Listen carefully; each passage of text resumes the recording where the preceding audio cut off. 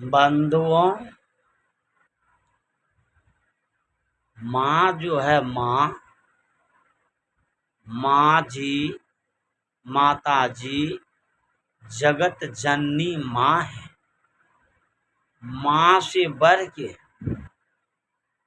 कोई संसार में माता नहीं है, क्योंकि माँ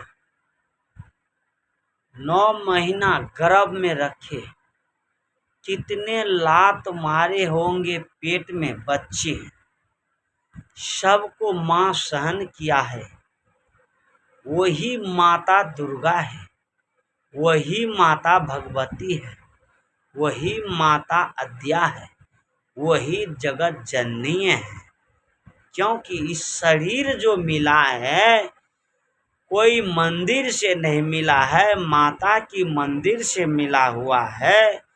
और इस पे लागत लगी हुई है शरीर पे, तो न दुर्गा की, न काली की, न भगवती की, यही घर में जन्म देने वाला माता भगवती दुर्गा है, जो अपना माता और पिता को पसंद कर लिया, मन जीत लिया, सेवा से, हवा से, दवा से और चरित्र मान से।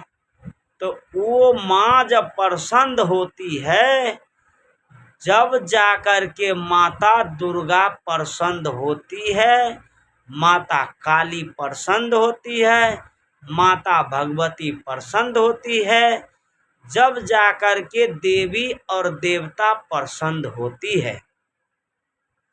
माता पिता की आज्ञा मानने से अभी इनकार करते हैं, माता पिता की राहों पे चलते नहीं हैं, माता पिता की बात सुनते नहीं हैं, तो इनका बात भगवान कैसे सुनेगा, देवी देवता कैसे सुनेगा।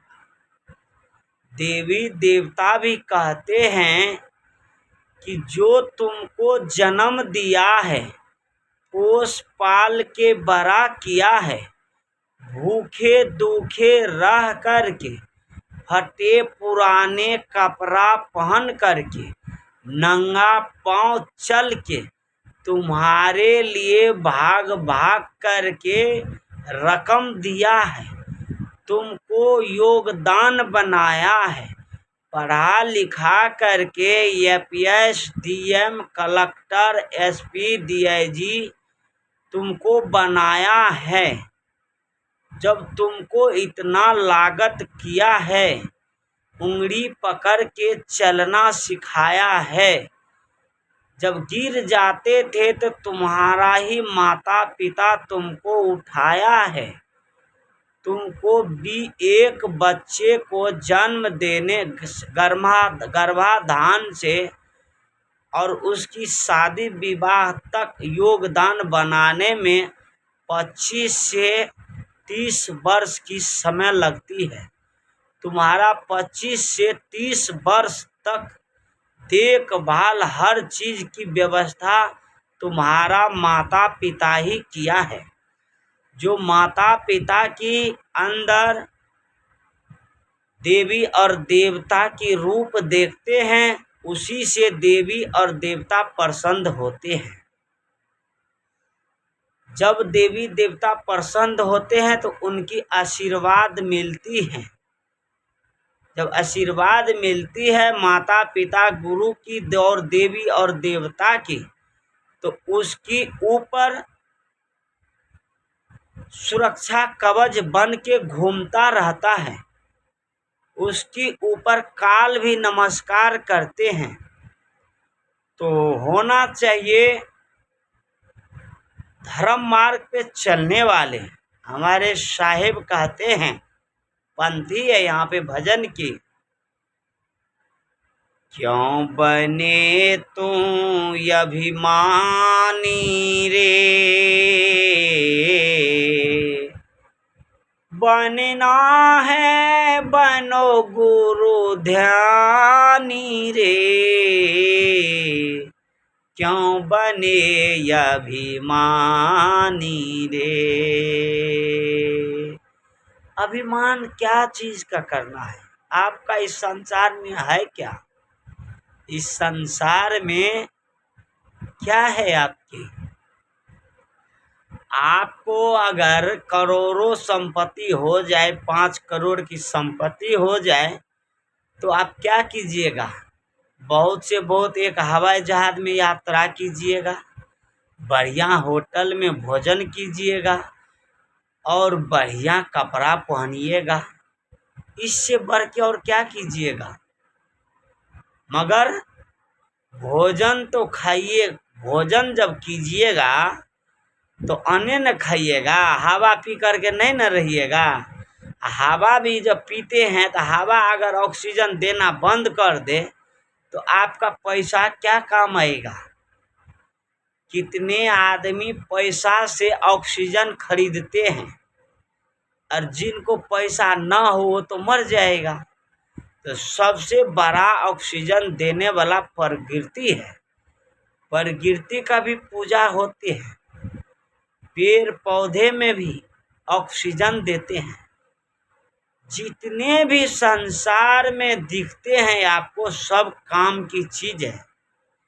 मगर किसी जीव को मारने की अधिकार नहीं है। कोई सा ग्रंथ आदेश नहीं देते हैं कि इस जीव को मार करके, हत्या करके और हम भोजन करें। नहीं, ये धर्म जब ये जीव को मार करके, हत्या करके अगर भोजन करते हैं तो ये कोई धर्म नहीं करते हैं। इससे देवी और देवताओं सभी नाराज होते हैं। ये धर्म नहीं सिखाते हैं। सब धर्म की मूल है दया। जिसके अंदर दया है वही भक्ति मार्ग पे चलते हैं। जिसके अंदर दया करुणा नहीं है वो संसार में भटक गया है, अंधकार में है, प्रकाश में नहीं है। जब एक अंधे दूसरे अंधे को रोशनी नहीं दे सकता है तो एक जो संसार में भटक गया है वो क्या प्रकाश करेगा? जैसे जलाए हुए दीपक पूरे घर अंधकार का प्रकाश करते हैं और बुताए हुए दीपक अंधकार करते हैं। बुताए हुए दीपक क्या प्रकाश करेगी? कुछ नहीं करेगी। वो जलाए हुए दीपक पूरे प्रकाश करते हैं और कई दीप को जला देगा। जिसके अंदर ज्ञान भक्ति है वही सत मार्ग पे चल सकता है और चलने की प्रेरणा दे सकती है।